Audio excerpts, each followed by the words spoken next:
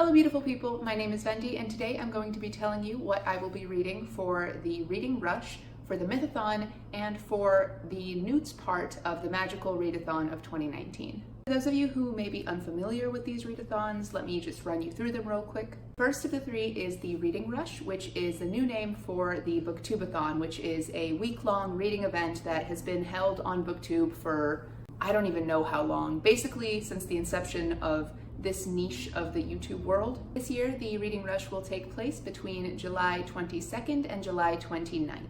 If you want to participate, there is a website, thereadingrush.com, and when you're there, you can friend me at CaughtBetweenPages. I'll have all of the links in the description box below. The next two readathons I mentioned, the Mythathon and the Magical Readathon NEWTS edition, are month-long readathons that will take place during the month of August. The Mythathon was created by my dear friend Jessie from the channel Bowties and Books as a sort of anniversary on BookTube for them. I'll leave their video where they explain what the Mythathon is and all of the challenges, etc. in the description box. Whether or not you're participating, I suggest you check out Jessie's channel. They're such a light in this community and I couldn't imagine BookTube without them. And finally, the Magical Readathon is an event hosted twice a year by the channel Book Roast. It starts with the owls in the first half of the year and ends with the newts in the latter half.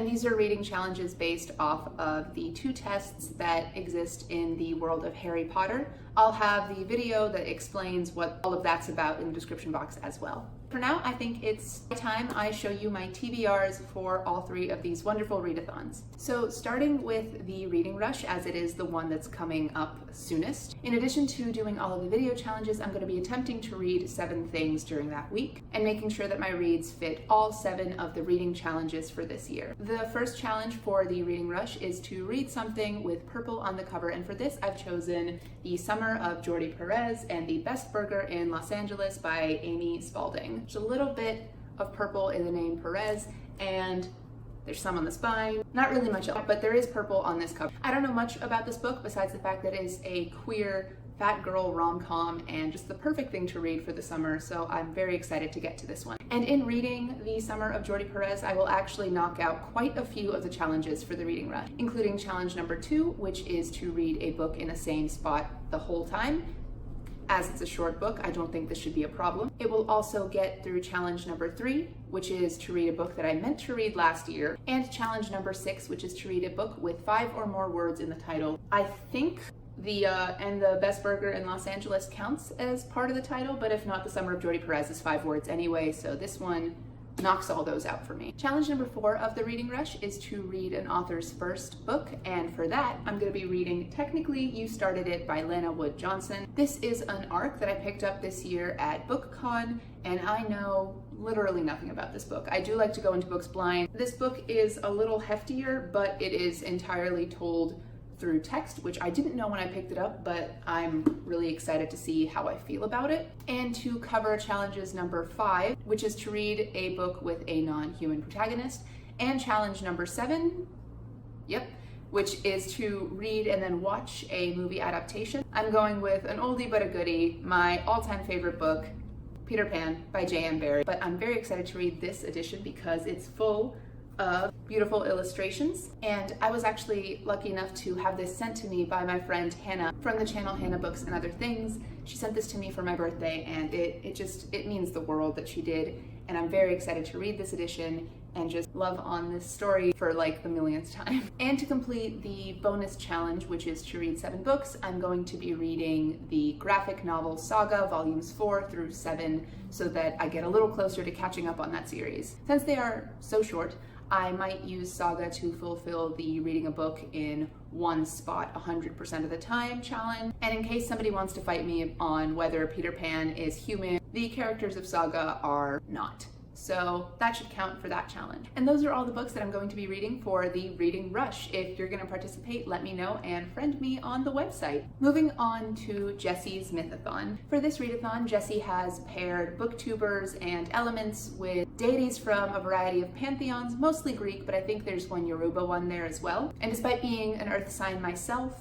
The prompts for the air sign and the goddess associated with them, Oya, called out to be the strongest, so that is the team on which I will be participating. Prompt number 1 for Team Oya is as follows. Oya is the Orisha of wind and storms. Read a book that takes place under hostile weather conditions. For this prompt, I've chosen to read Trail of Lightning by Rebecca Roanhorse. This world takes place in the Americas after they've been ravaged by essentially a climate apocalypse, which has released the gods and the monsters of old Navajo legends onto the earth. I don't know about you, but climate apocalypse seems to be like the epitome of hostile weather conditions, so I think this is the perfect book to read for that prompt. Prompt number 2 is that Oya is the goddess of death and renewal. And for this, we must read a book where the character needs to reinvent themselves. Now, I've chosen a little bit of a controversial booktube book for this, and I'm going to be reading The Surface Breaks by Louise O'Neill. This book is a Little Mermaid retelling, so if we're talking books where there's some sort of character reinvention, I think this one's pretty high up there. But I've also chosen it for a secondary reason.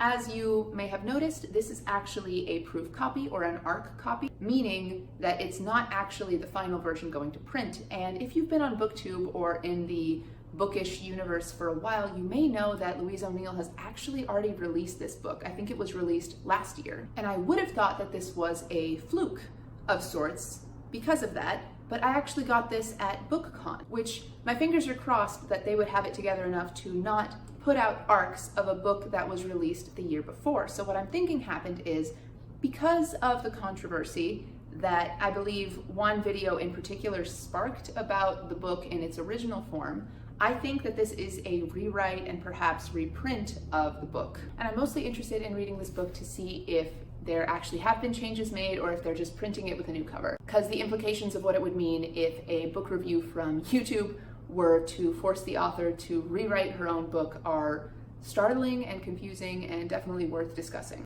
Oya is of the Yoruba tribe where women do not hunt, but she became a fierce warrior anyway. For this prompt, we are to read a book about unconventional women, and for this I've chosen The Good Luck Girls by Charlotte Nicole Davis. I don't know much about this book besides the fact that it follows a cast of lady characters in a gunslinging alternate imagining of the Wild West in a Westworld meets like The Handmaid's Tale type thing. So I feel that none of these girls are exactly traditionally feminine. And I'm going to knock out the final 2 prompts of this challenge with one book. The first being Oya has 9 children and her lucky number is 9, so read a book with a number in the title, and the group book picked by Lauren from Novel Lush. And this book is The 100,000 Kingdoms by N.K. Jemisin. I really loved N.K. Jemison's The 5th Season, and I'm very excited to continue reading her work. And finally, we come to the NEWTS Readathon, or the Magical Readathon, hosted by Book Roast. And this one is, I think, the most complex of the 3 readathons that we're doing. So for the Owls portion of this readathon, I actually went for the career of alchemist, which means I had to read a book for every single prompt. And I succeeded. I got all of my owls in every subject, meaning that for the NEWTS, I was uniquely positioned to be able to pick any career that struck my fancy. Because the NEWTS are a little more difficult than the owls were, and because in the month of August I'm going to be finishing up draft 1 of my novel,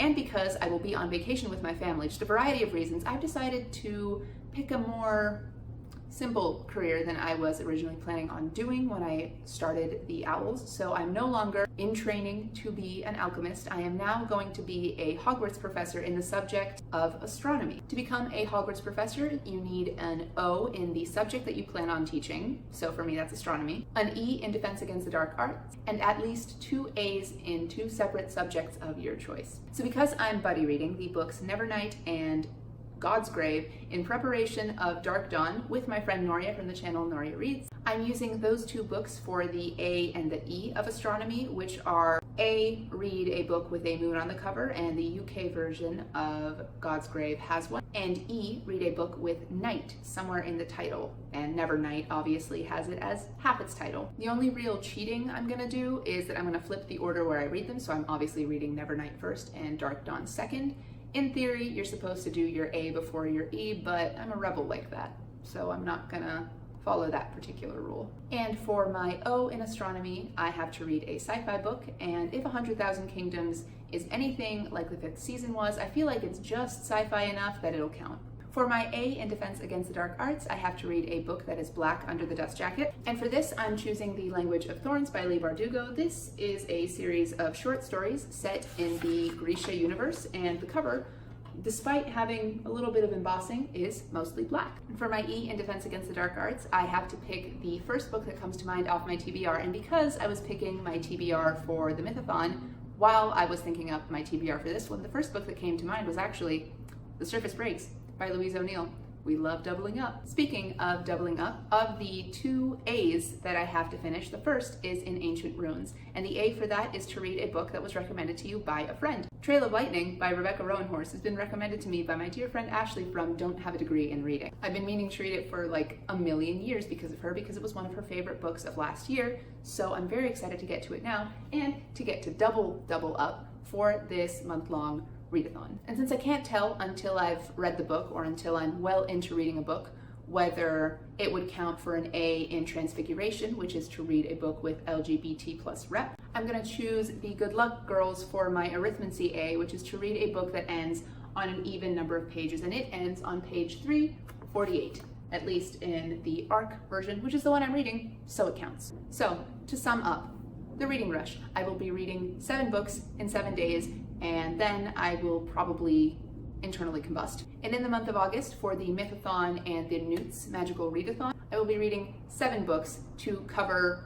all of the challenges that I need to do, which I think is completely doable considering it's the summer and I'm using it as a sort of last month of vacation before becoming a real adult. And finding a job and contributing to society and being like a human person. Oh boy.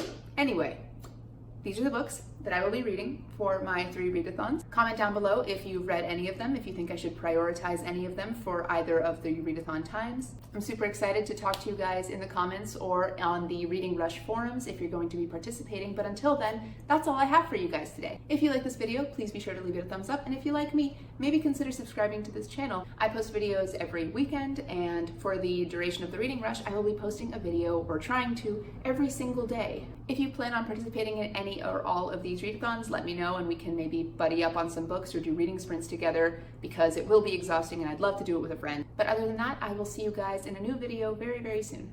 Goodbye and happy reading.